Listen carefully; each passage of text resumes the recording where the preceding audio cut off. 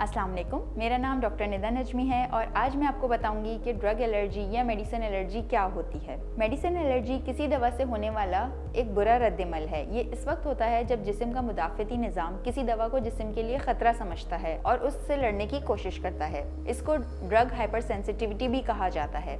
बुनियादी तौर पर मुदाफ़ती निज़ाम का काम इन्फेक्शन से लड़ना है। आमतौर पर उसे किसी दवा पर इस तरह का रद्दअमल नहीं करना चाहिए, लेकिन कुछ अद्वियात कुछ लोगों में इस तरह के रद्दअमल का सबब बन सकती हैं।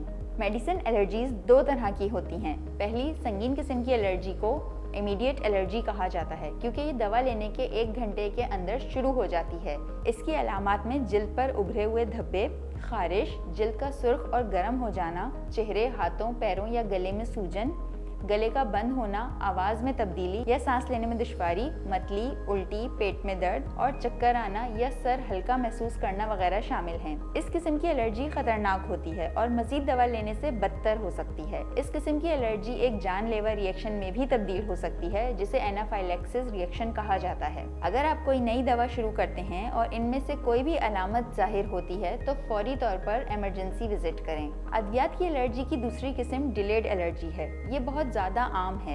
ये किस्म बहुत ज़्यादा संगीन नहीं है और आमतौर पर स्किन रैश का सबब बनती है, जो दवा लेने के कुछ दिनों के बाद शुरू होता है। कभी कभी इसमें खारिश भी होती है। इस किस्म की एलर्जी आमतौर पर बढ़ती नहीं है और दवा के इस्तेमाल को तर्क करने से ख़त्म हो जाती है और आमतौर पर जिल्द के अलावा किसी भी चीज़ को मुतासिर नहीं करती। मेडिसिन एलर्जीज आमतौर पर मेडिसिन के इस्तेमाल को रोकने से ख़त्म हो जाती हैं, लेकिन कभी कभी एलर्जिक रिएक्शन को रोकने के लिए आपको दवाएं भी लेना पड़ सकती हैं। एलर्जिक रिएक्शन के सेटल होने के बाद मुमकिन है आपका डॉक्टर आपको किसी मुख्तलिफ दवा पर शिफ्ट कर दें। अगर आप पहले से जानते हैं कि आपको मेडिसिन एलर्जी है तो आप अपने एलर्जिक रिएक्शंस के इम्कानात को इस तरह कम कर सकते हैं। अपने तमाम डॉक्टर्स, डेंटिस्ट और फार्मासिस्ट को अपनी एलर्जी के बारे में बताएं। अपनी फार्मेसी जिससे आप अद्वियात लेते हैं इनको भी बताएं।